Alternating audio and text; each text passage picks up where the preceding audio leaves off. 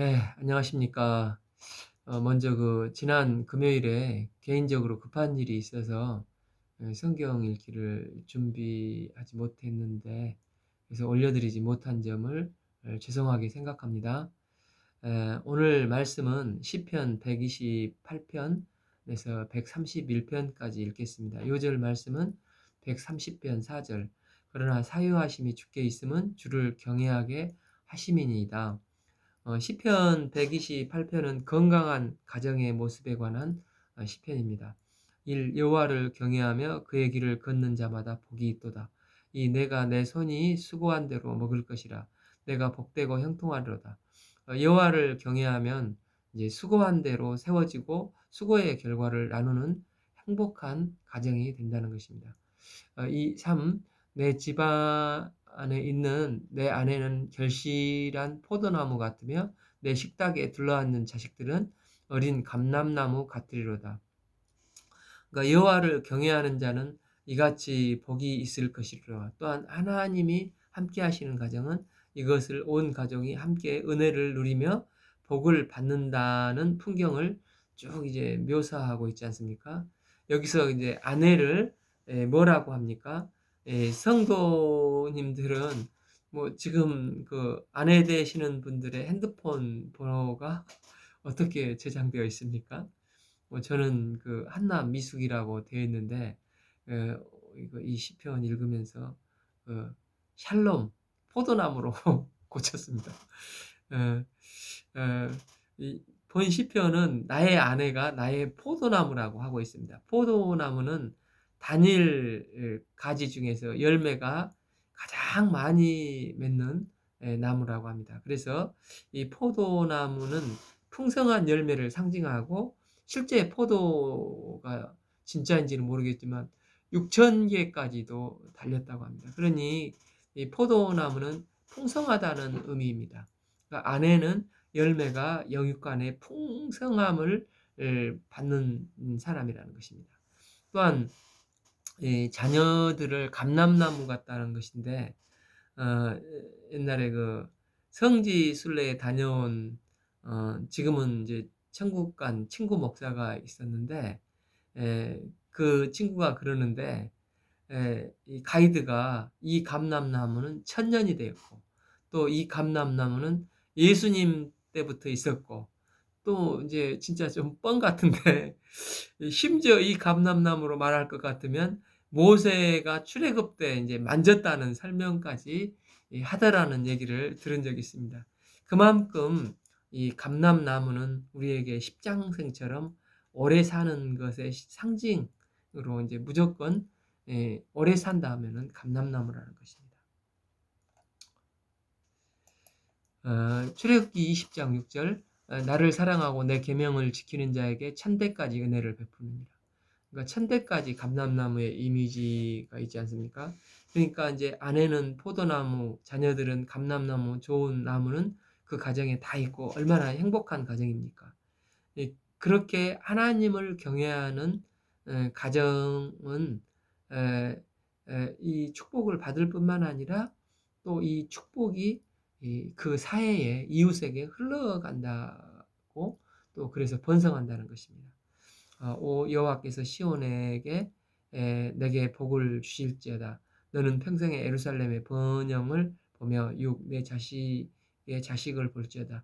이스라엘에게 평강이 있을지로다. 때문에 예수 믿는 한 가정에 풍성한 복을 받고 나가서 이제 예루살렘 전체가 번성하게 되는 것을 보게 됩니다. 그러니까 가정에서 드려지는 예배가 이토록 중요하다는 것입니다. 저희도 이제 중국에서 비록 지금은 저희 가정과 현지 한 가정과 이 겨자씨만한 이 가정교회를 시작을 하지만 주께서 이제 복을 주셔서 이제 저희 교회가 이제 언약교회인데 이 축복이 흘러넘쳐서 이웃인 이제 칭다오와 또 나아가서 산동성 온 중국에 이제 복음이 꼭 필요한 주의 생명들에게 이 축복이 흘러가는 한 흐름으로 쓰임 받도록 기도를 부탁드립니다.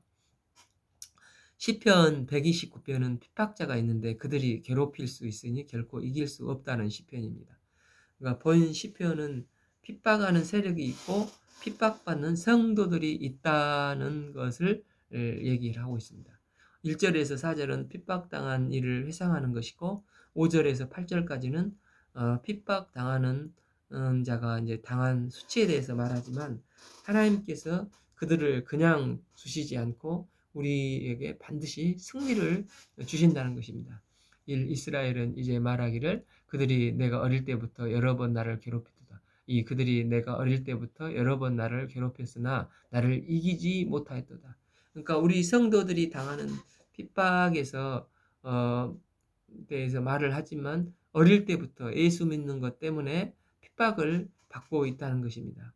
그러니까 우리 성도들은 어디를 가든 핍박을 당하는 이유가 이 공중의 권세 잡는 악한 마귀가 이 세상을 지배하고 있기 때문입니다. 그러나 그들은 막그 우리 성도들을 핍박을 하고 여러모로 난리를 치지만 결코 우리 성도들을 이길 수가 없습니다. 왜냐하면 하나님이 나의 여호와 아버지시기 때문입니다. 하나님은 핍박을 통해서 훈련을 하시고 잠깐 놔두시는 것 같지만 결코 그분의 자녀된 우리를 과와 같이 그냥 내버려 두시지는 않으신다는 것입니다. 우리는 한여름밤에 마치 그 모기와 싸우다가 우리를 괴롭히지 않습니까?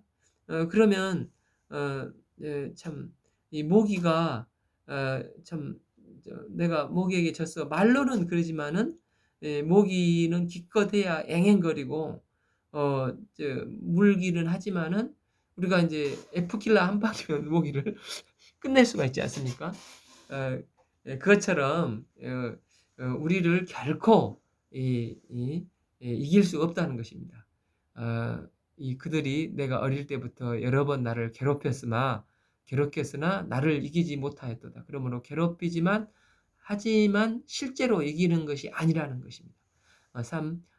밭 가는 자들이 내 등을 갈아 그 고랑을 길게 지었도다. 그러니까 마귀가 성도들을 힘들게 괴롭혀서 마치 내 등에 밭을 만들어 고랑을 가는 것 같이 하지만 여호와께서 우리를 도우시기 때문에 마귀는 결코 이길 수 없다는 것입니다. 4. 여호와께서 의로우사 악인들의 줄을 끊으셨도다. 하나님께서 결국에 가서는 악인들의 길을 끊어버리시고 최종 승리를 하실 것을 말씀하고 계십니다. 이제 5절에서 8절까지는 악인의 당한 심판에 대해서 말씀하시고 이제 5절 무릇 시온을 미워하는 자들은 수치를 당하여 물러갈지어다. 6. 그들은 지붕의 풀과 같을지어다. 그들은 자리가 자라기 전에 마르는 것이라. 생각을 해보면 아마 비슷할 겁니다. 그 70년대 초 1, 2학년 때 새마을 운동 하면서 막 지붕 개량을 하지 않았습니까? 저도 1, 2학년 때 저희 집 기억이 나는데 그 초가집을 다 걷어내니까 거기에 이제 풀이 흙이 살짝 이렇게 얇게 깔려 있고 그 위에 이제 기와를 덮어 씌우는 것을 제가 본 것 같은데 그때 이제 기와 그 틈새에 얇게 깔린 흙에서 자라나는 풀이 가끔 있지 않습니까? 그러니까 이 풀은 참 이 풀은 이 지붕 위에 풀처럼 이 마귀는 사람들이 보기에는 풀이지만 뿌리가 없는 이 풀로서 아무 가치도 없다는 것입니다.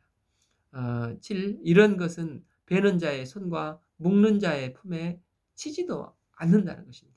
8절 지나가는 자들도 여호와의 복이 너희에게 있을지어다 이렇게 하지만 우리가 여호와의 이름으로 너희에게 축복한다 하지 않습니까? 이스라엘에서 최고의 인사는 God bless you 나 이제 샬롬 안녕하십니까 이렇게 하는 정도인데 그러나 이제 악인들은 인사도 못 받을 정도로 무시받고 냉대받고 이제 끝끝내 완전히 망하는 존재가 된다는 것입니다. 그러니까 이제 마귀는 이 핍박은 하지만 그러나 결국은 아무것도 아니고 우리가 성도들이 승리를 하는 것입니다. 악한 마귀는 멸하는 방법이 무엇입니까? 현재 이제 괴롭힘 속에 있어도 나의 정체성을 분명히 하면 나는 아버지 하나님의 자녀라는 것입니다. 어, 자녀된 특권만큼 마귀가 무서워하는 게 없습니다. 그래서 요한복음 1장 12절에서 영접하는 자, 곧 그 이름을 믿는 자에게 하나님의 자녀가 되는 권세를 주셨으니 마귀는 하나님의 자녀된 우리를 보고 너무 이게 약이 오르지만 이제 마귀는 사탄의 똘만이고 힘이 없으니까 한 길로 왔다가 일곱 길로 우리가 이제 아버지 하나님 부르면은 이 도망을 가는 것입니다. 때문에 우리가 기도할 때 아버지 하나님께 부르짖는 것입니다. 우리가 마귀가 괴롭힐 때 하나님 아버지 부르면 마귀는 맥이 풀립니다. 그러니까 마귀는 결코 하나님과 싸울 힘도 없고 도망갑니다. 때문에 아버지의 힘은 무섭습니다. 우리는 이 자녀된 권세를 가지고 계속해서 하나님을 믿고 믿음의 삶을 살아야 하겠습니다.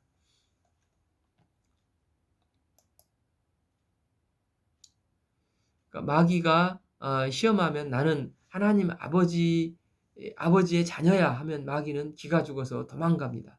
이 아버지의 자녀된 우리 성도의 권세는 어느 정도 대단하냐면 심지어 마귀뿐만 아니라 또 천사는 우리의 이 권세를 자녀된 권세를 흠모합니다. 우리가 아버지였을 때 천사들도 부러워하고 천사들은 우리가 아버지라고 부르면 너무너무 부러워하고 흠모합니다. 그러니까 이제 우리가 이제 전도자의 또 목자의 선교사의 삶을 사는 것은 천사도 흠모하는 직분이라고 하지 않습니까? 그리고 깊은 데서 이제 부르짖으면 주님은 그래서 이제 반드시 우리 아버지의 자녀된 우리에게 응답을 해 주십니다. 우리가 아버지 권세를 가지고 마귀를 물리치고 당당하게 승리하는 삶을 살아가는 삶을 살 수 있기를 기도합니다. 이제 시편 130편은 시편 전체 7가지 참회의 시 중에 하나입니다. 여호와여 내가 깊은 곳에 주께 부르짖었나이다. 깊은 곳 그러면 이제 원문에는 깊은 물이라고 하고 있습니다. 찬송가 400장 험한 시험 물속에서와 같습니다. 이스라엘 백성들은 바다나 물을 혼돈 레오야단으로 마귀가 사는 곳이라고 하지 않았습니까? 가장 큰 어려움의 표현이 물에 빠졌을 때인데 깊은 곳에 빠졌다는 것입니다.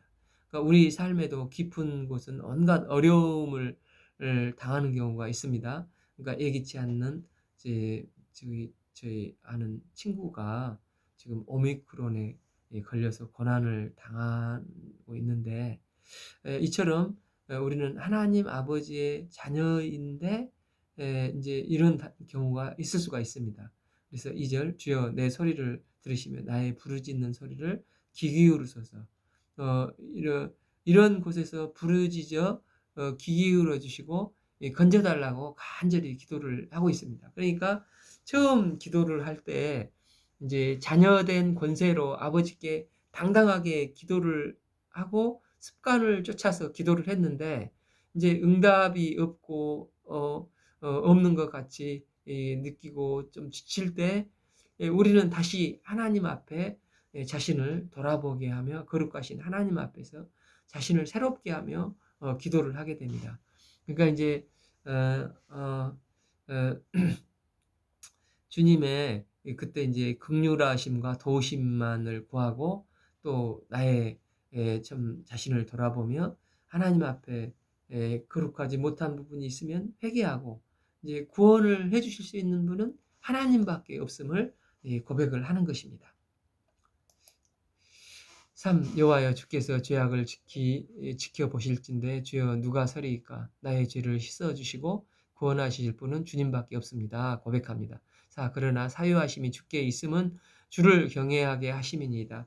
여기서 사유는 용서인데 용서는 하나님밖에 없다고 고백을 하고 있습니다. 기도 중에 내 죄를 보시니까 답답하고 답이 없는데 이제 주님을 바라보고 주님만이 해결할 수가 있는데 용서해 주시고 또 이곳에서 회복시켜 주시고 참 구원해 주시도록 기도를 합니다. 그래서 이제 하나님을 기다리는 것입니다. 5절 나 곧 여호와 내 영혼을 여호와를 기다리며 나는 주의 말씀을 바라나이다. 여기서 이제 제일 기다리는 사람이 누구겠습니까? 이 파수꾼인데 6절 파수꾼이 아침을 기다림보다 내 영혼이 주를 더 기다리나이다. 참으로 파수꾼이 아침을 기다림보다 더 갈급하게 주님의 인도하심을 도우심을 구하고 있는 것입니다. 그러니까 저도 이제 시력이 나빠서 청주 공항 그 군부대에서 보충역으로 보초병 근무를 했었는데 참 그 사람들은 잘 모르는 것 같습니다. 청주 공항을 제가 지켰습니다.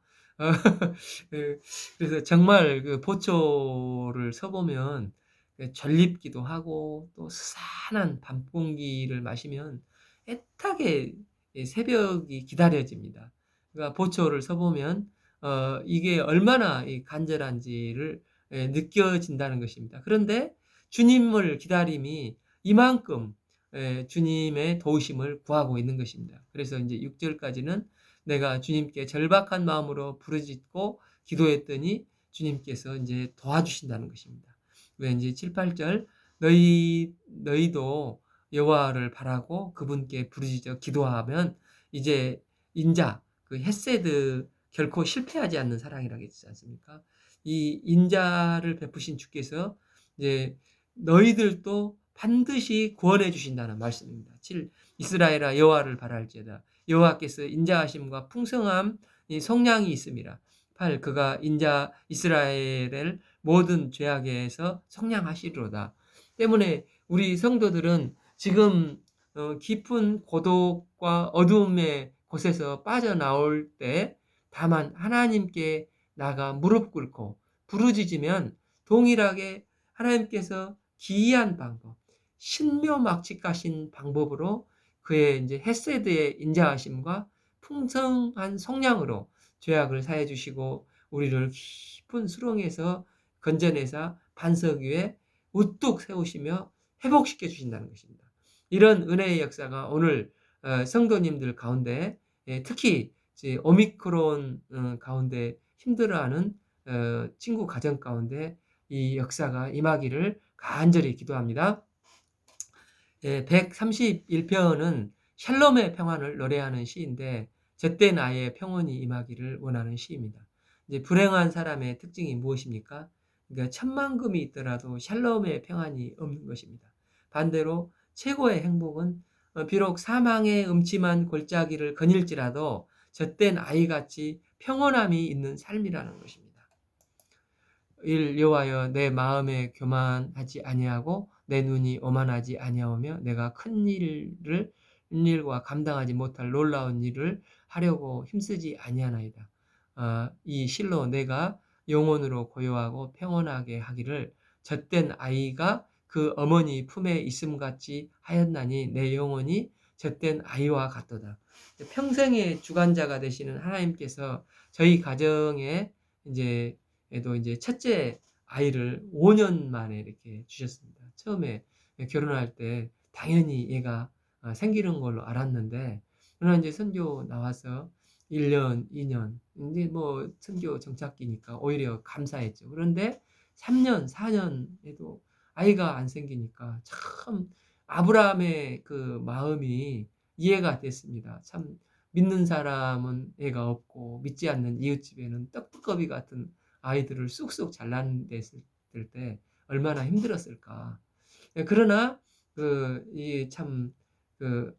요한복음 1장 5절 그 안에 생명이 있으니 이 말씀을 믿고 간절히 기다렸는데 마침내 주님께서 5년 만에 아이를 주셨습니다.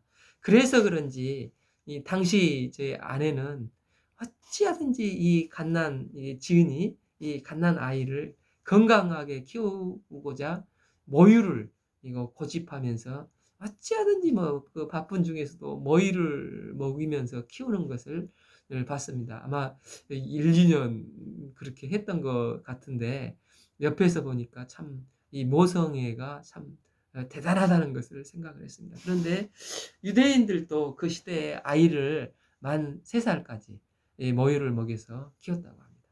창세기 21장 8절 아이가 자라매 젖을 떼는 것을 기념으로 아브라함이 이삭이 젖을 떼는 날 기념하여 그 잔치를 베풀었습니다. 이처럼 이스라엘은 만 3년 즉 한국 나이로 5살 꽤 늦게 그 젖 떼는 날을 기념하는 것입니다.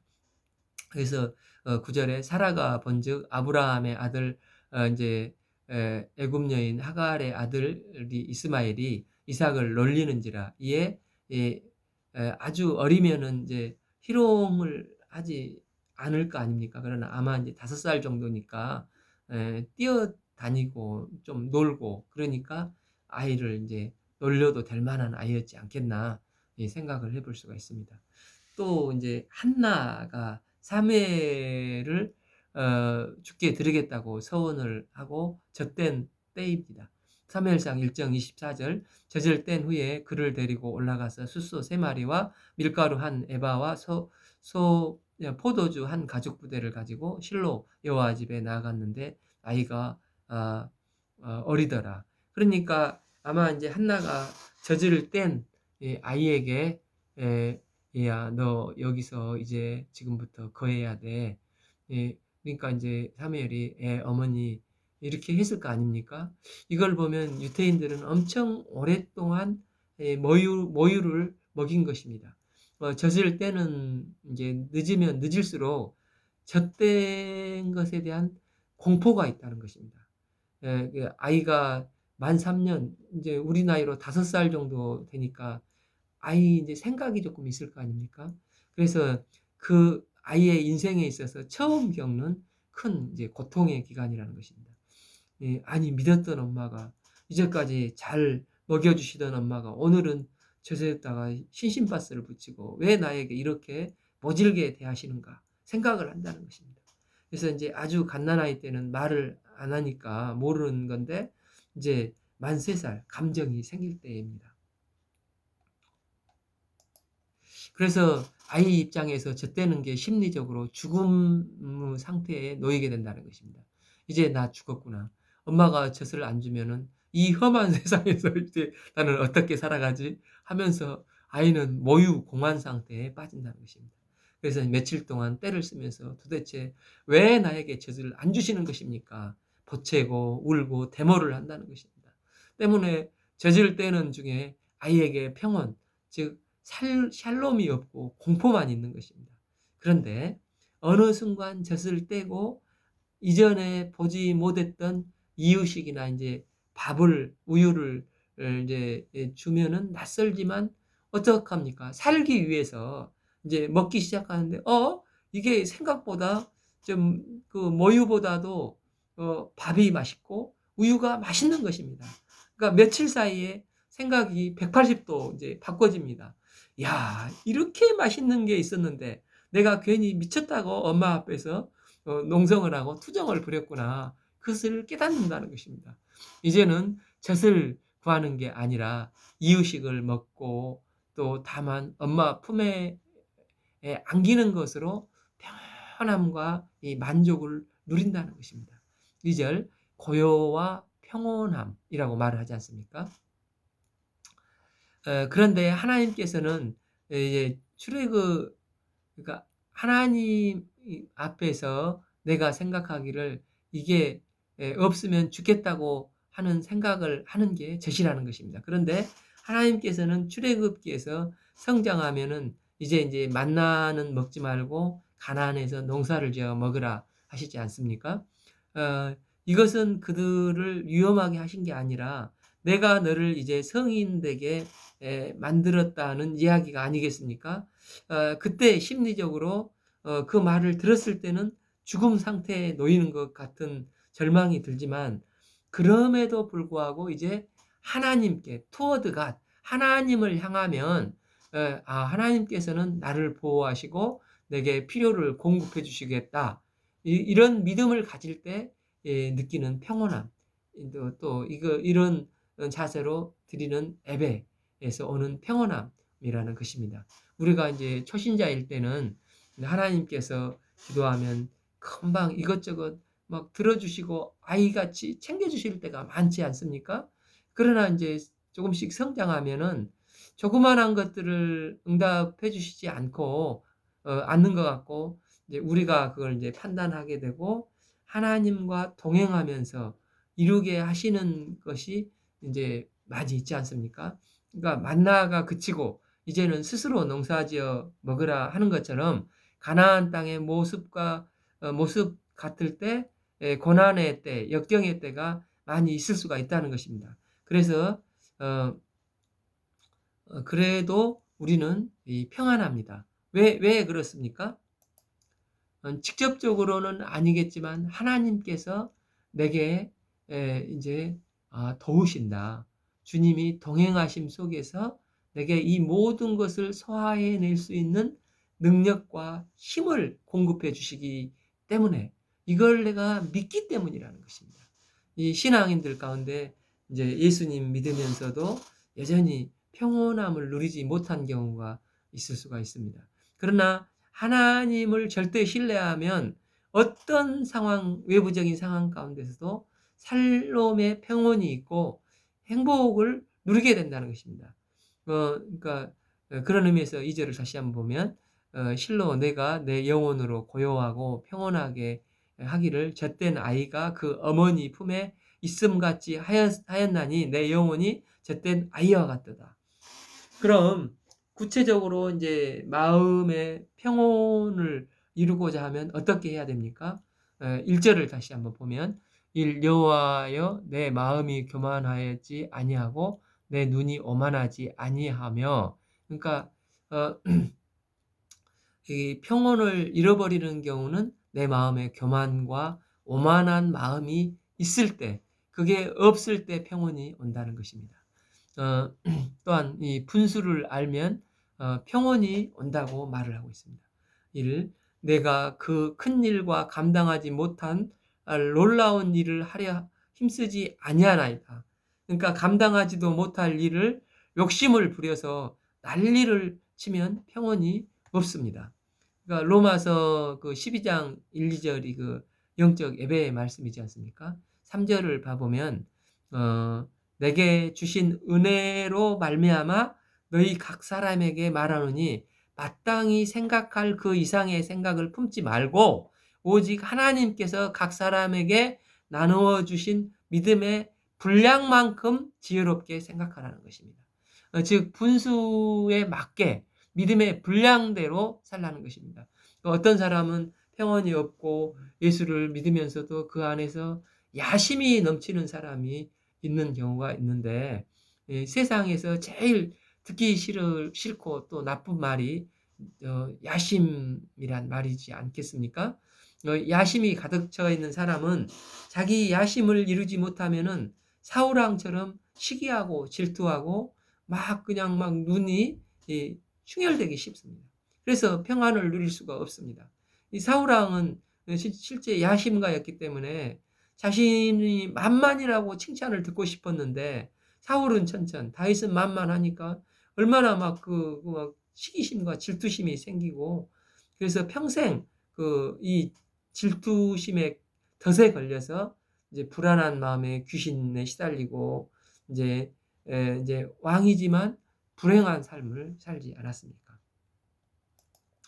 때문에 우리는 주님의 도우심으로 그 이상의 생각을 품지 말고 오직 하나님께서 각 사람에게 나누어 주신 믿음의 분량만큼 사는 지혜를 갖는 삶을 살아야 하겠습니다.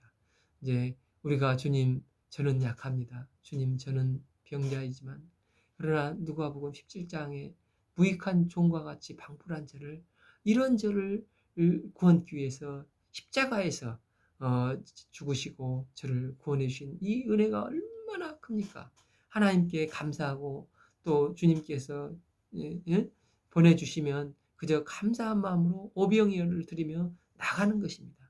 우리는 이런 자세로 나가면 하나님은 발령을 내리시면 가라면 가고 순종하면 서라면 서는 것입니다. 우리가 야심으로 살면 안 되고 하나님 앞에서 늘 이런 분수를 알고 또 여호와를 바라는 삶을 살면 하나님께서 3절에서 이스라엘아 지금부터 영원까지 여호와를 바랄지어다. 이렇게 하는 것입니다. 찬송가 또 413장 내 평생 가는 길의 작사자는 스페포드입니다.